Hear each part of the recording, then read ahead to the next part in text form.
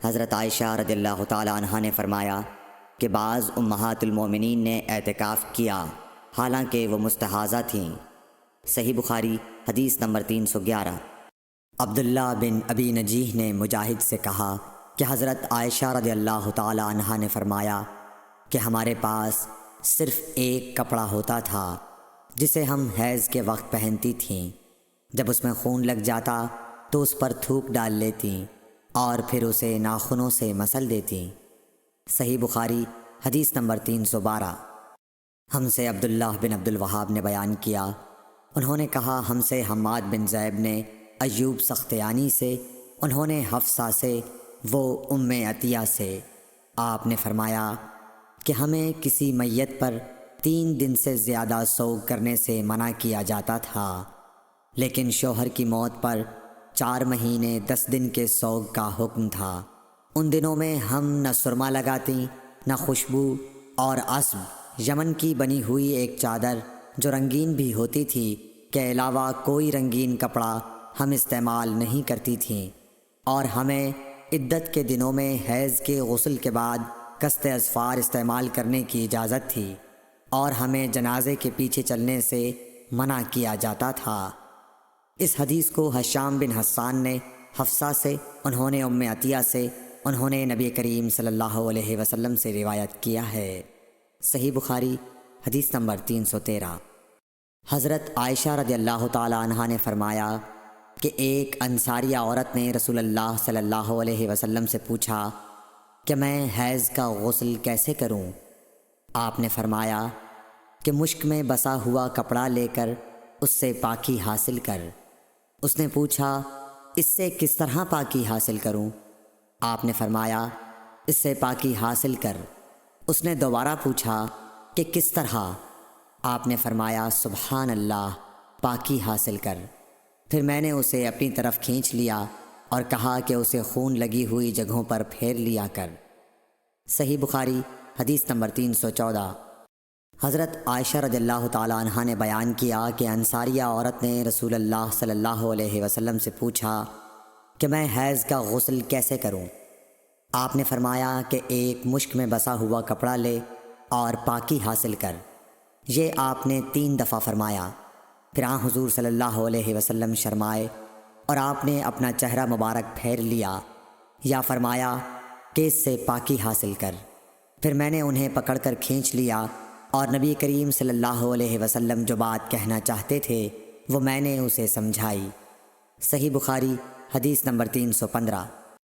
حضرت عائشہ رضی اللہ تعالی عنہا نے بتلایا کہ میں نے نبی کریم صلی اللہ علیہ وسلم کے ساتھ حجۃ الوداع کیا۔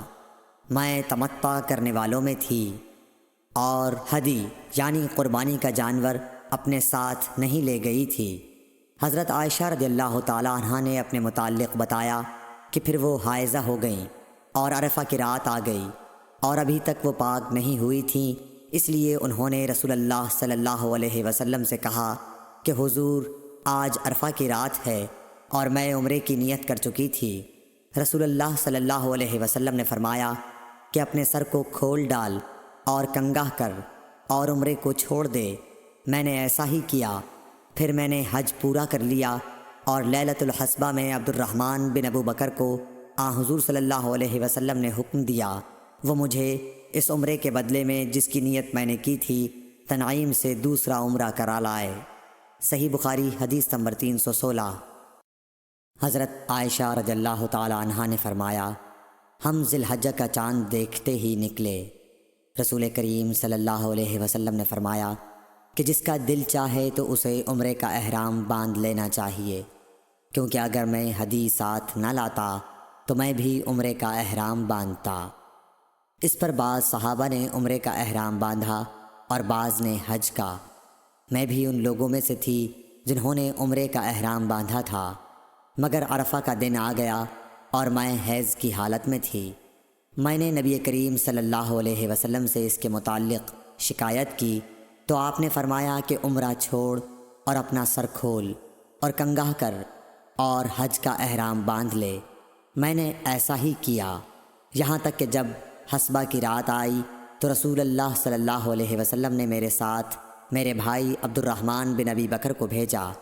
میں تنعیم گئی اور وہاں سے اپنے عمرے کے بدلے دوسرے عمرے کا احرام باندھا۔ حشام نے کہا کہ ان میں سے کسی بات کی وجہ سے بھی نہ حدی واجب ہوئی اور نہ روزہ اور نہ صدقہ۔ تنعیم حد حرم سے قریب 3 میل دور ایک مقام کا نام ہے۔ صحیح بخاری حدیث نمبر 317۔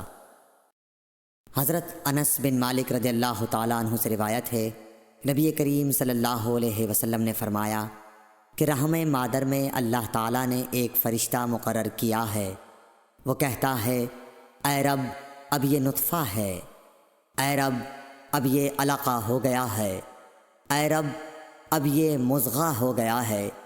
پھر جب خدا چاہتا ہے کہ اس کی خلقت پوری کرے تو کہتا ہے کہ مذکر یا مؤنث، بدبخت یا نیک بخت، روزی کتنی مقدر ہے اور عمر کتنی، پس ماں کے پیٹ ہی میں یہ تمام باتیں فرشتہ لکھ دیتا ہے۔ صحیح بخاری حدیث نمبر 318۔ حضرت عائشہ رضی اللہ تعالی عنہا فرماتی ہیں کہ ہم نبی کریم صلی اللہ علیہ وسلم کے ساتھ حجۃ الوداع کے سفر میں نکلے۔ ہم میں سے بعض نے عمرے کا احرام باندھا اور بعض نے حج کا۔ پھر ہم مکہ آئے اور حضرت صلی اللہ علیہ وسلم نے فرمایا کہ جس نے عمرے کا احرام باندھا ہو اور ہدی ساتھ نہ لایا ہو تو وہ حلال ہو جائے، اور جس نے عمرے کا احرام باندھا ہو اور وہ ہدی بھی ساتھ لایا ہو تو وہ ہدی کی قربانی سے پہلے حلال نہ ہوگا، اور جس نے حج کا احرام باندھا ہو تو اسے حج پورا کرنا چاہیے۔ عائشہ نے کہا کہ میں حائضہ ہو گئی اور عرفہ کا دن آ گیا، میں نے صرف عمرے کا احرام باندھا تھا، مجھے نبی کریم صلی اللہ علیہ وسلم نے حکم دیا کہ میں اپنا سر کھول لوں، کنگھا کر لوں اور حج کا احرام باندھ لوں اور عمرہ چھوڑ دوں۔ میں نے ایسا ہی کیا اور اپنا حج پورا کر لیا۔ پھر میرے ساتھ حضرت صلی اللہ علیہ وسلم نے عبد الرحمن بن ابی بکر کو بھیجا اور مجھ سے فرمایا کہ میں اپنے چھوٹے ہوئے عمرے کے عوض تنعیم سے دوسرا عمرہ کر لوں۔ صحیح بخاری حدیث نمبر 319۔ عبداللہ بن محمد مسندی نے بیان کیا، کہا ہم سے سفیان بن عینیہ نے حشام بن عروہ سے، وہ اپنے باپ سے، وہ حضرت عائشہ رضی اللہ تعالی عنہا سے کہ فاطمہ بنت ابی حبیش کو استحاضہ کا خون آیا کرتا تھا، تو انہوں نے نبی کریم صلی اللہ علیہ وسلم سے اس کے متعلق پوچھا۔ آپ نے فرمایا کہ یہ رگ کا خون ہے اور حیض نہیں ہے، اس لیے جب حیض کے دن آئیں تو نماز چھوڑ دیا کر، اور جب حیض کے دن گزر جائیں تو غسل کر کے نماز پڑھ لیا کر۔